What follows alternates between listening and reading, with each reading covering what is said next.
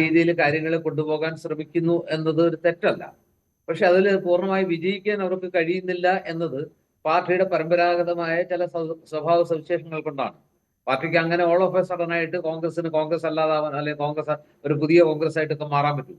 ഒരു പതുക്കെ പതുക്കെ പതുക്കെ ഉപതെരഞ്ഞെടുപ്പുകളിലൊക്കെ അത് കൃത്യമായിട്ട് മാറാനും മറ്റാരേക്കാൾ മുമ്പേ സ്ഥാനാർത്ഥികളെ പ്രഖ്യാപിച്ച് ഒരു മുഴം മുമ്പേ കയറാനും ഒക്കെ കോൺഗ്രസിന് ഈ അടുത്ത കാലത്ത് കഴിഞ്ഞത് നമ്മൾ കണ്ടതാണ്. പക്ഷെ ഇതൊരു പൊതു തെരഞ്ഞെടുപ്പാണ്. സ്വാഭാവികമായിട്ടും ഈ ഇത്തരം ഘട്ടങ്ങളിൽ ഓരോ മണ്ഡലത്തിലും ഒരു സ്ഥാനാർത്ഥിത്വത്തിന് വേണ്ടി ആറ്റുനോറ്റിരിക്കുന്ന ഒരുപാട് നേതാക്കളുണ്ട്. അവരുടെയൊക്കെ ഒരു ജീവിതകാല സ്വപ്നമാണ്. പലർക്കും ഈ തവണ അവസരം കിട്ടിയില്ലെങ്കിൽ പിന്നീട് ഒരിക്കലും അവസരം കിട്ടാത്ത ഒരു സാഹചര്യം ഉണ്ടാവും. അപ്പൊ പാർട്ടിയുടെ തീരുമാനമൊക്കെ എന്തായാലും ശരി, വ്യക്തിപരമായിട്ട് അവർ ഓരോരുത്തരും വിശ്വസിക്കുന്നത് ഞങ്ങൾക്ക് അവകാശമുണ്ട്, ഞങ്ങൾക്ക് അർഹതയുണ്ട്, ഞങ്ങളാണ് ഏറ്റവും മിടുക്കർ, സമർത്ഥർ എന്നൊക്കെയാണ്. അപ്പൊ അതുകൊണ്ട് അവർ അവകാശം ഉന്നയിക്കുന്നു. ഒന്നിലേറെ പേരുകൾ വരുന്നു. അവരെല്ലാം അവരവരുടേതായ രീതിയിൽ പലതരത്തിലും പരിഗണിക്കപ്പെടേണ്ടവരാണ്. അങ്ങനെയൊക്കെ വരുമ്പോൾ ഇതിൽ നിന്ന് തീരുമാനമെടുക്കാൻ നേതാക്കളിൽ തന്നെ അഭിപ്രായ വ്യത്യാസങ്ങൾ ഉണ്ടാവുന്നു. പലർക്കും പല താല്പര്യങ്ങളുണ്ട്. അപ്പൊ സ്വാഭാവികമായിട്ടും ഇതൊരു കാലതാമസത്തിന് ഇടയാക്കുന്നു. അങ്ങനെ അല്ലായിരുന്നെങ്കിൽ UDF-നെ സംബന്ധിച്ചിടത്തോളം അത് നല്ലതാണ്.